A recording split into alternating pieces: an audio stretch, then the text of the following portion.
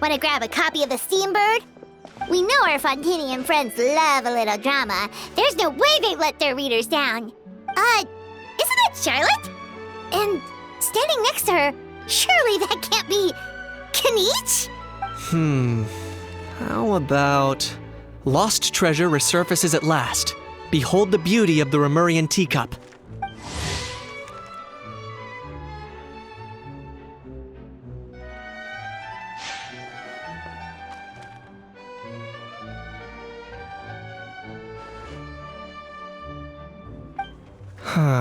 Pretty shocking. But it still feels like it's missing something. Ah, got it! Udex gravely wounded in shocking stabbing. Set to miss cross-border smuggling trial.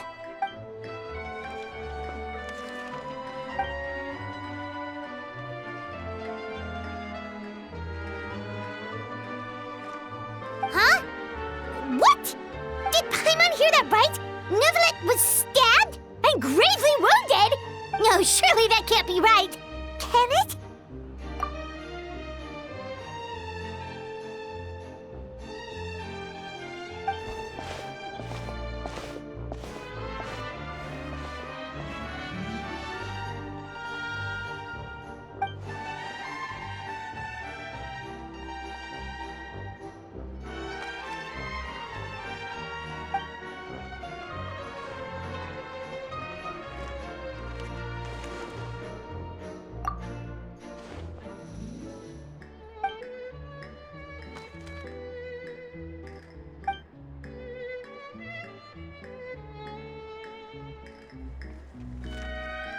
Hey there, you two.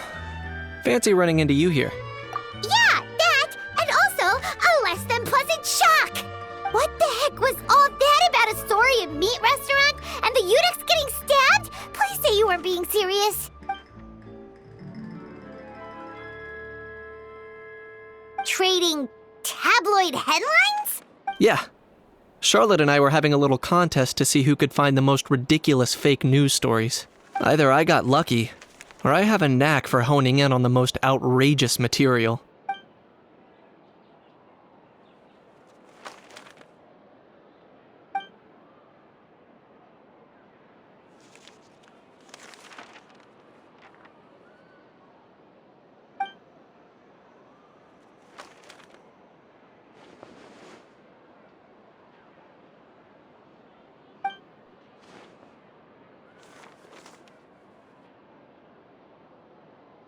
If I had to quantify it, I'd say about 1% of what they write is the truth.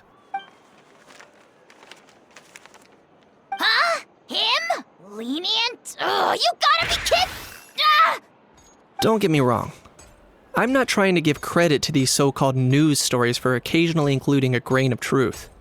All I'm saying is, even the wildest leaps of the human imagination are always rooted in reality. You mean all those fake headlines you mentioned actually do have some basis in fact? Sure they do. For instance, there was in fact a smuggling trial recently. Considering the amount of speculation surrounding the smuggled goods, it's no wonder there are rumors about restaurants serving saurian meat or teacups being unearthed from ancient ruins. But in reality, The goods in question were simply a few ancient relics dug up from ruins in Natlan. Rest assured, no Saurians were harmed in the process.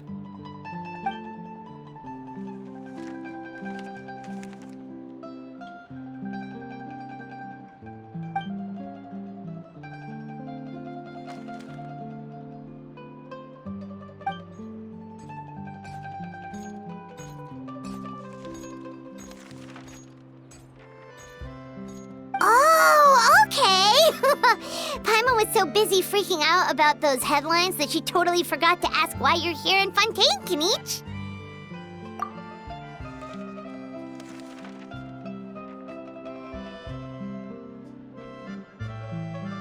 It was a pretty open and shut case, and my testimony in court was clear enough. But I'm guessing, Mademoiselle Charlotte, that you're less interested in the case than you are in trying to uncover some news stories about Natlan.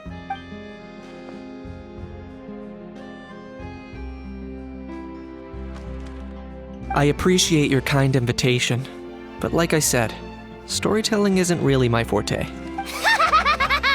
Kinich the speechless! Kinich the tongue-tied! Huh? If you're dead set on doing an interview, why not talk to the Traveler instead?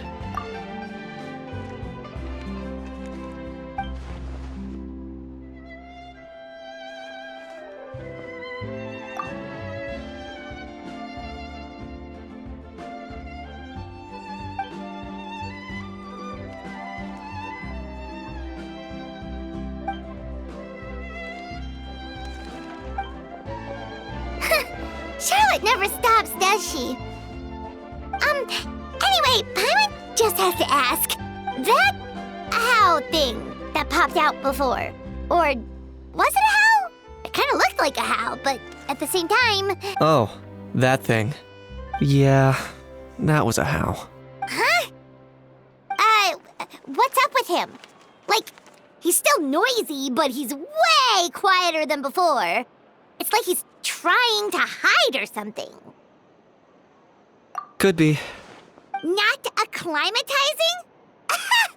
Aw, poor Almighty Dragon Lord is not feeling well.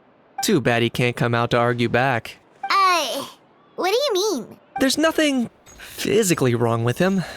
It actually has to do with a strange law we learned about after arriving in Fontaine.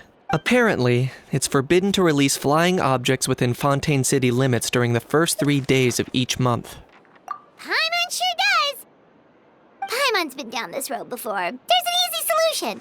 As long as Kinich holds onto a how's tail, he'll be considered an Almighty Dragon Lord balloon, not a flying Almighty Dragon Lord. Not gonna lie, I was considering that. But a how wasn't too thrilled with the idea of huffing and puffing away in the form of a mini helium balloon. That said, it's pretty annoying how he keeps randomly popping up all of a sudden. Anyway, this morning I saw a notice outside the Palais Mermonia about an event that's set to take place outside the city soon. Something to do with filmmaking. I hear that's all the rage here. I was planning to stay here and do some exploring for a few extra days anyway, so I think I'll go check it out. It'll be a good chance to let that noisy helium balloon out. He might even learn a thing or two. If you're free, why don't you come along? I know where it is, so let me lead the way.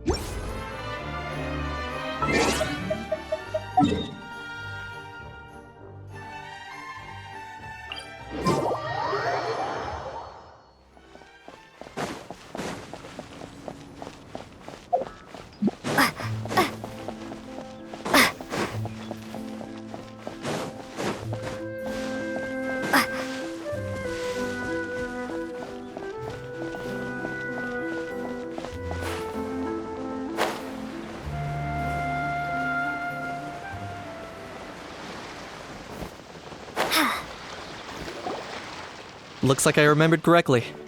Here we are. Wow, this is awesome! Hard to believe it was just an empty beach before. Yeah, it was still completely deserted only a few days ago when I passed by on my way to testify at the Opera House. There must be some efficient workers in Fontaine. Quite impressive. A few days? One night was all it took. Rap-a-tap-tap, ta-da! But is this all it takes to blow people away? Oh, no. Given my past experience, I can't let myself get carried away. Oh no, you've forgotten me? Oh, does graph adversarial technology ring any bells? It's me, Lepine-Pauline! Of course! How else would we have managed to build Fantasyland in a single night? Fantasyland? At least that's how I like to think of it myself. A magical land of fantasy, the stuff of film buffs' dreams. I know it sounds like I'm laying it on thick, but that really is the goal here. As you can see, the theme of this amusement park is Fontainian filmmaking, a place for all film lovers to come together and co-construct a world of dreams. Co-construct? Well, that's a relief. Sounds like you're sharing the cost this time rather than pouring your entire life savings into a single project. Nope! I might be inviting others to help fund this, but that doesn't mean I haven't thrown all of my life savings into it too! Huh? You've got to be kidding. Ha! Look at you, puny little humans. Recklessly betting your entire future against some stupid vanity project. If you're expecting even an ounce of sympathy from the almighty Dragon Lord, dream on! Mockery is all you shall get, straight from the heart! Sorry, just ignore that little gizmoid. He likes to butt in occasionally. Do go on. Gizmoid? Who are you calling Gizmoid? You're the Gizmoid! Wow! That's quite a nifty mecha you've got yourself there. Is it some sort of smart personal assistant? You ought to let Miss Charlotte see your cool gadget. Oh, who knows? Maybe you could even look into mass production. Mass production? Ugh, insolent, vulgar, and disrespectful! I, the almighty Dragon Lord, am one of a kind! There has never been another like me, nor will there ever be! And another thing, smart is the understatement of the century! I shall have you know that I am Kahula-How, forebear of ancient wisdom! I lived for eons long before any of you were born! What? Heavens above! I beg your pardon, forebear of ancient wisdom. Please, I meant no offense. Idiot meets idiot. What's all the fuss? Making some new friends, are we?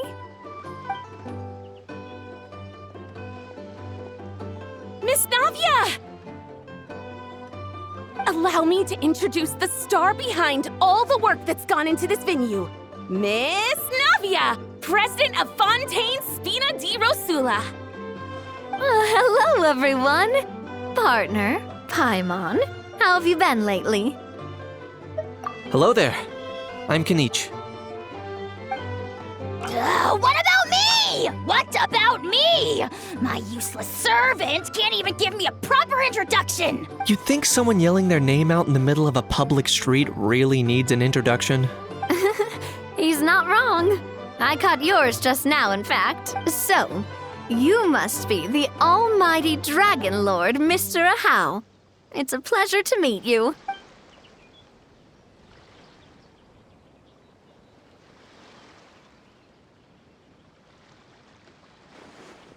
Oh, see that? That's what I call proper manners.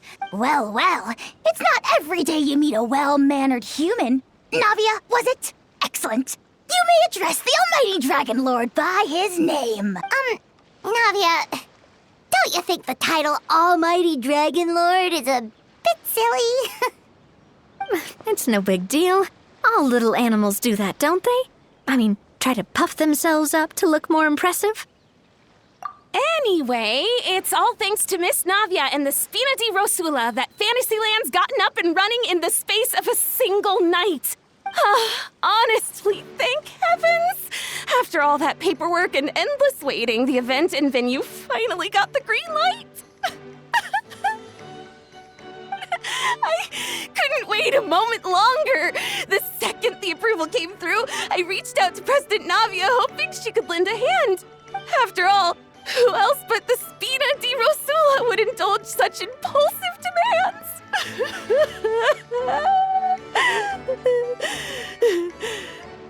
Sorry, traveler.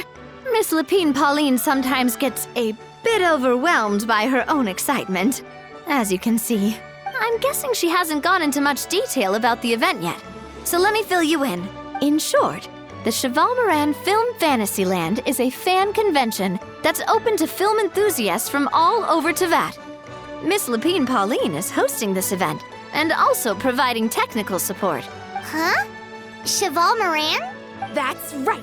The one and only Surintendant Cheval Moran. After much persistence and many solicitations, I finally obtained Lady Farina's permission to use the image of her close friend. Not only is our adorable mascot drawing in fans by the minute, but she's also boosting her own popularity. And that was always the goal. A win-win arrangement.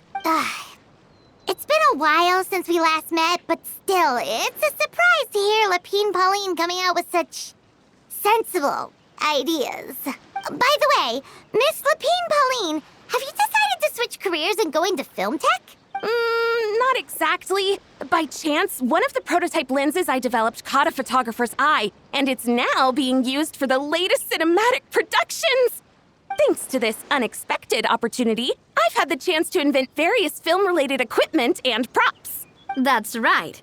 So don't underestimate Miss Lepine-Pauline, our resident engineer. She's the technical powerhouse at the core of this entire event. As for the Spina di Rosula, we're mainly here to take care of planning, operations, and management. For anyone feeling inspired to set up a booth, Miss Lepine-Pauline and I will provide the necessary technical and operational support once their application has been approved. By the way, traveler, are you at all interested in taking part? It would be a chance for you to earn some extra income. Plus, with your skills, I'm sure you could bring something special to the table. Paimon would be even more tempted if you were to, say, throw in one of those fancy feasts she's seen in those gourmet food reels. Well, as it happens, that'll be a piece of cake. Everyone needs to eat, whether they be tourists or the stall owners themselves. So thanks to Miss Navia's help, we've managed to invite none other than the celebrity chef, Miss Escoffier, to run our theme restaurant. Look over there! You! Yes, you! For the last time, the ingredients have to be in the right ratio!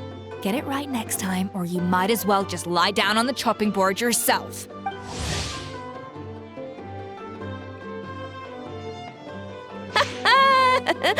She seems a bit busy right now. Well, I'm sold.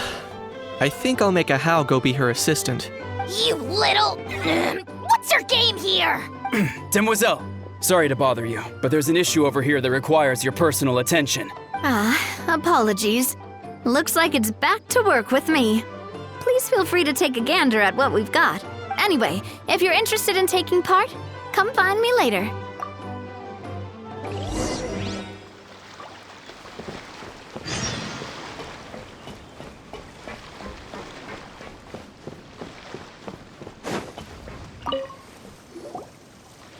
Greetings. Apologies if you overheard my harsh words just now, but I assure you it is entirely necessary. The sheer lack of standards here will be the death of me. Do you have any idea of the kind of customers I'm gonna get with how lax things are at the moment?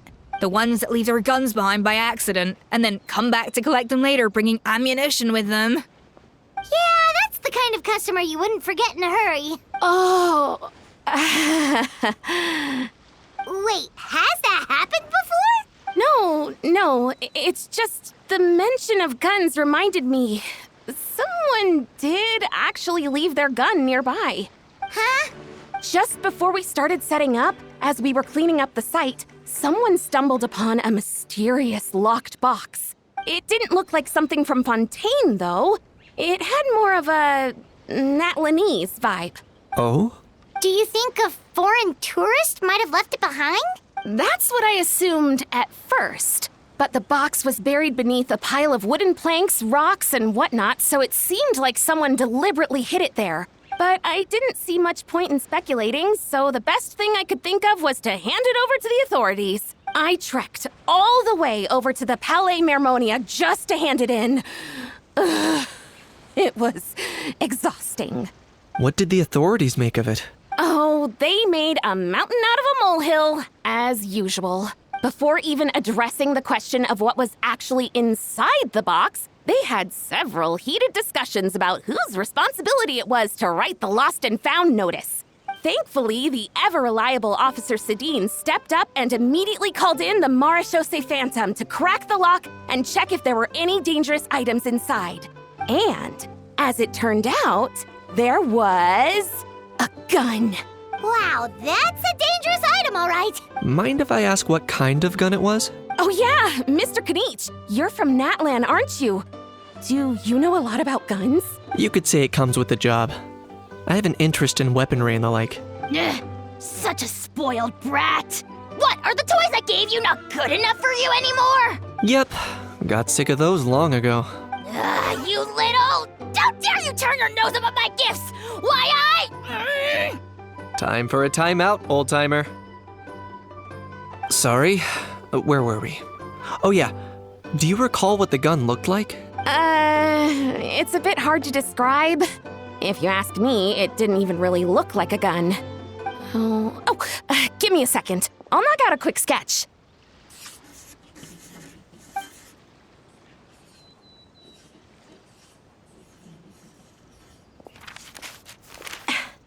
Something like this. Whoa, it's so neat and precise. It's nothing. Sorry. Is something wrong with my drawing? I know it doesn't really look like a gun, but I assure you, this is exactly what it looked like. And it certainly could shoot as well, too. I confirmed that with the officer from the Marechaussee Phantom. No, quite the opposite. The features are very accurate, and it is definitely from Natlan. Please, don't mind me. I'm just taking a moment to admire it.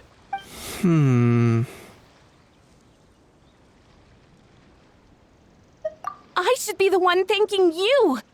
Thank you, and everyone else for your support. Don't mention it. Besides, we haven't really done anything. Not at all. The buzz and excitement you guys bring is exactly what this event needs. Oh dear, I'm starting to feel a bit guilty watching everyone else toil away. Guess it's about time I got back to work too. But just before I go, one last thing. Traveler, it's wonderful to see you. Here's to a successful collaboration.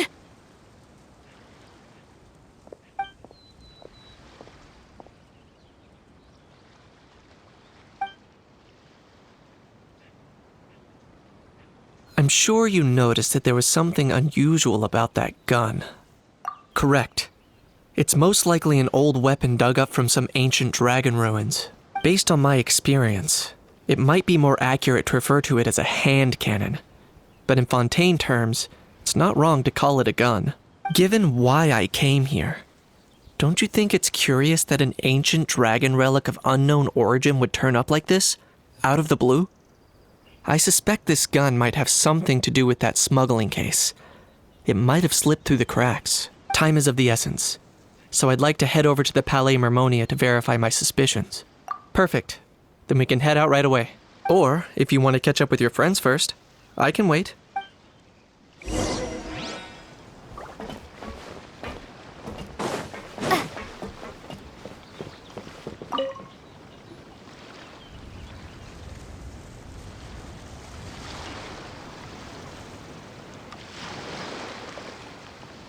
Traveler, it's you! Ready to join the Cheval Moran Film Fantasyland crew?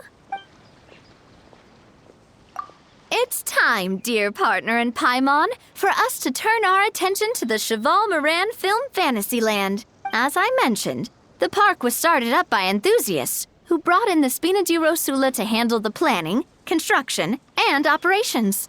Of course, enthusiasts aren't typically all-around experts. They usually stick to designing the event booths. We, for our part, handle long-term operations and develop standardized strategy guides for the different activities. Long-term operations? Strategy? It all sounds so complicated. We spend most of our time adventuring, and we barely have any experience running a stall. Do you think we can handle this? That's more like it. You've seen it all before, haven't you, partner? I'd even go as far as to say you've shaped some of Tevat's biggest business ventures. Anyway, first things first. Let's get an overview of how the whole festival's gonna be run.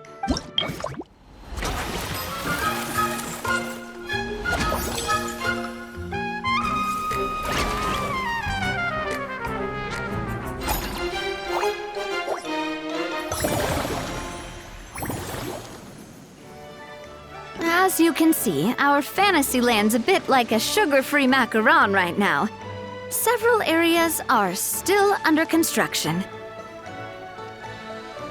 The Spina's only been able to hire a limited number of craftsmen. Besides, we don't have enough experience to handle multiple projects simultaneously. That's why I chose to adopt a time slot-based planning method, so we can focus on specific tasks during each designated period. Upgrading facilities, expanding the venue, hiring staff. All of this requires funds and time slots to accomplish. So, it's our job to allocate precious time slots in each business cycle to the most worthwhile tasks. As we attract more guests and earn money to add to our funds, we'll also be able to work more efficiently, which will allow us to divide each cycle into finer time slots, which will let us get more done. So we'll be limited in the decisions we can make and tasks we can focus on within each time period. Which means we have to use our limited actions and Mora to earn even more Mora. Kinda like playing chess or cards then. Cooking up a strategy in advance is gonna be key. Paimon thinks she just about gets it. How do you feel about it, Traveler? Yep, come on, we can do this. You mentioned standardized strategy guides just now. Does that mean there are non-standard ways to take part too? Of course. Film and entertainment mean different things to different people. And there's gonna be a wide range of exciting activities for people to try out. If we're not careful, some visitors might wander off and end up getting in trouble. And others might pick up dangerous props by mistake. To avoid confusion, we need to create a standardized strategy guide for each activity. Just think of it like a walkthrough. Wow, if we're the first ones to test out the activities, who knows what surprises there could be waiting for us. But if we hit a tough spot, we'll just have to rely on our skills to carry us through. Hopefully it goes without saying that I'd never put you in danger, partner. I carefully checked all the existing activities before you arrived, and I can assure you that they're all perfectly safe. I also wanted you to experience the activities before anyone else gets to. It'll be fun. Plus, we'd like to hear your thoughts and suggestions. Oh, those are two things Navia is best at. Making people feel safe and having fun. Great! Well, I can't wait to hear what you think.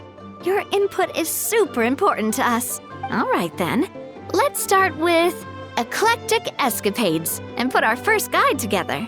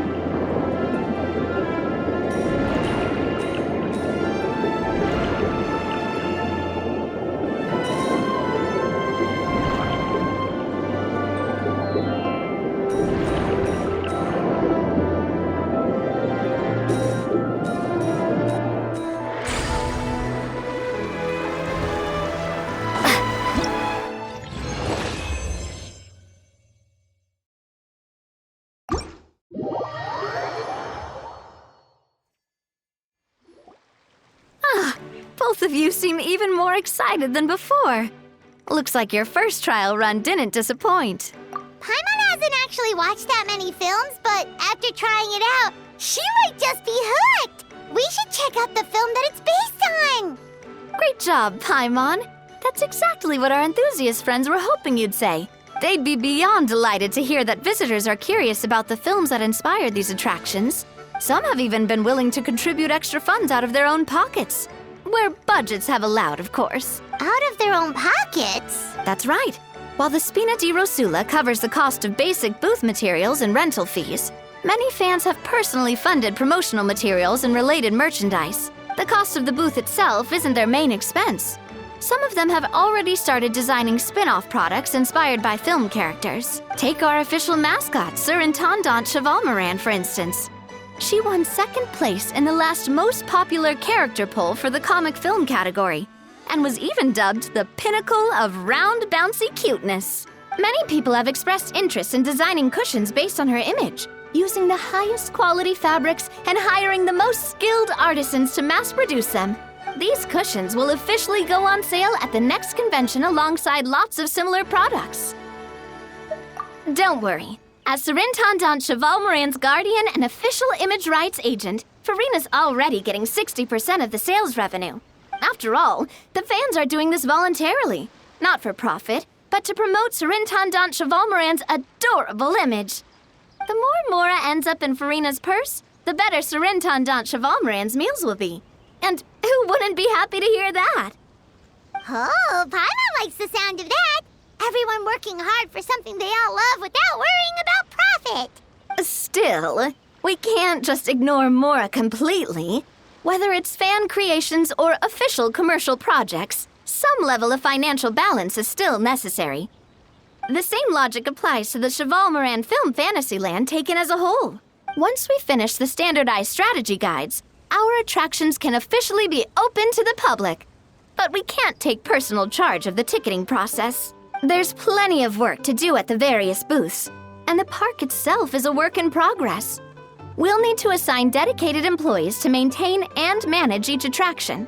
There's a recruitment section on the park's bulletin board. We've received many applications, and each candidate has their strengths. Our job is to match the best candidates to each attraction based on their overall performance. Once assigned, the staff will keep the attractions running, ensuring a continuous revenue stream. Wait, so we've suddenly gone from being playtesters to heads of human resources? That's definitely a first for us. Just don't hold everyone up to your own standards, okay? You can't expect everyone else to be as capable as you. All right, time to review some resumes.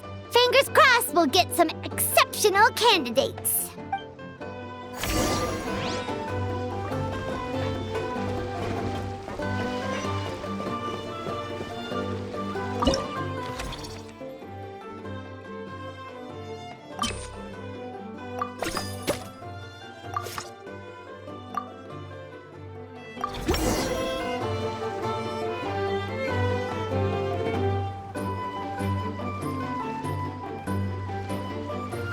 Looks like this particular employee is really getting into their role. You're both doing great. You sound more like bosses than I do. In any case, with this, the Chevalmoran Film Fantasyland is now officially open. Running a theme park is a long-term project. You won't make much if you try and rush it. We're just about done with our current work setup, so let's take a short break and wait for this cycle's revenue report to come in.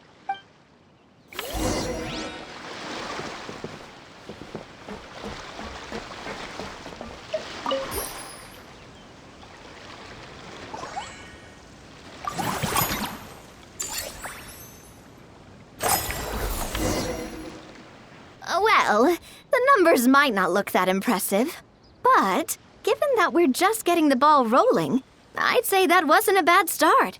Building on this momentum, we must consider rolling out more unique business strategies during the next cycle. To draw in the crowds, I've invited one of Fontaine's very own celebrity chefs, my good friend Escoffier. She'll be performing right here in the amusement park's restaurant. On that note, let's go catch up with her. So, is the restaurant part of our our business strategy too? There are so many layers to this operation.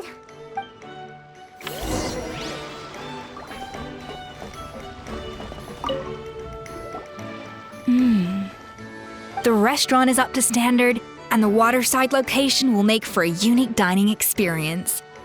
The beautiful scenic reflections in the water create a stunning backdrop, lifting diners' spirits and allowing them to truly savor their meals. Ingredients, check. Cooking utensils, check.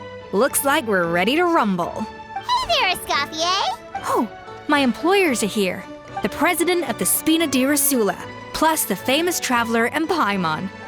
I must say, you seem a bit overqualified to be running a film-themed amusement park. I'd say that if anyone here was overqualified, it would be the former head chef of the Hotel de Boer. Wherever you walk, the aroma of fine cuisine follows in your wake. Let's get back to business.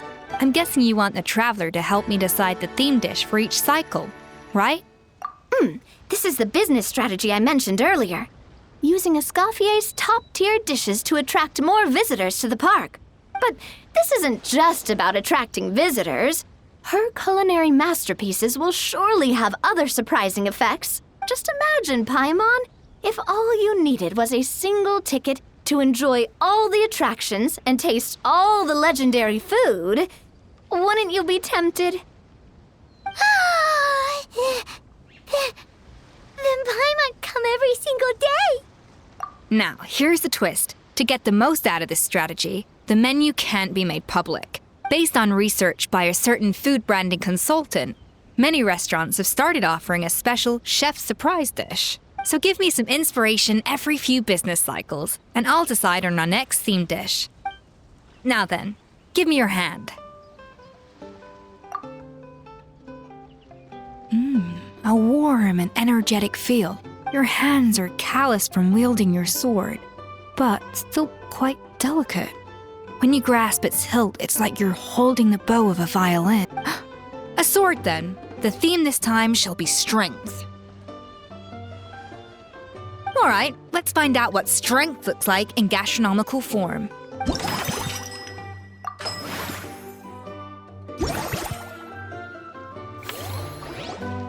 I've refined the sauce for these barbecue ribs. It's a richer flavor than the classic version, but not at all greasy. The mint extract in the seasoning leaves a refreshing aftertaste, perfect for indulging yourself after a fun-filled day. But if you ask me, I'd say the artisans need these more than the guests. The artisans? As I'm sure you've noticed, this park isn't quite finished. A serving of these barbecue ribs should help the artisans replenish their strength much more quickly. As their bosses, you have an obligation to provide meals for them. So why not invite them to dine here? Who knows? The morale boost might even improve their productivity. Oh? If I recall correctly, you once served up some special fish and chips for the porters over at the Fleuve Centre. For several days after, the workers were all incredibly efficient. They'd finish 8 hours of work in just 5. And then, because they clocked out early, they'd come back completely refreshed the next day. Then there's no time to lose. Go invite the artisans over while these ribs are still hot. I'll prepare some side dishes and desserts too. That's a great idea! You really live up to your reputation, Escoffier. Looks like these themed dishes are gonna make a huge difference after all. We'll have to make sure we check in with you regularly. The artisans are pumped and ready to roll thanks to that themed dish. And perfect timing, too. Let's take this chance to take the facilities of our eclectic escapades to the next level.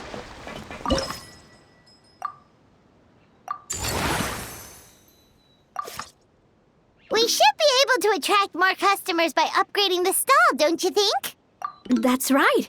Based on my business experience with the Spina di Rosula, I've quantified the service value to help you intuitively understand how satisfied customers are with each stall. An attraction will reach its ideal revenue only when its service value meets customer expectations. As we improve and expand our facilities, expectations will also increase accordingly. When that happens, we can deploy more capable employees or invest funds in training to enhance our employees' skills.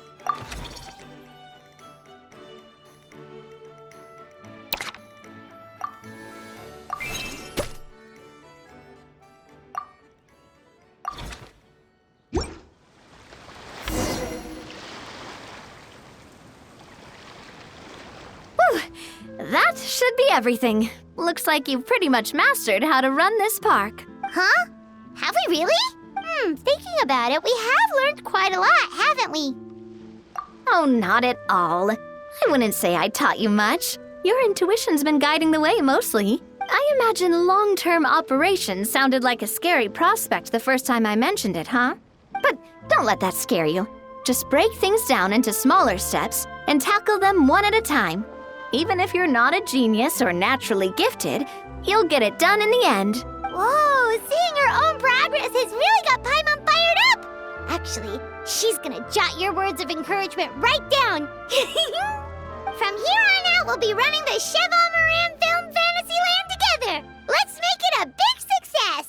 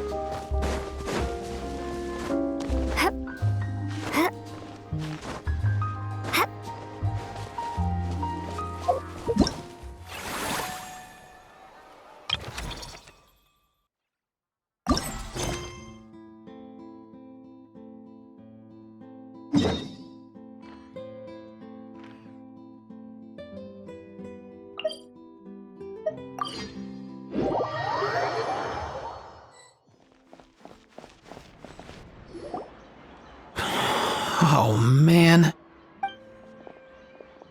Bro!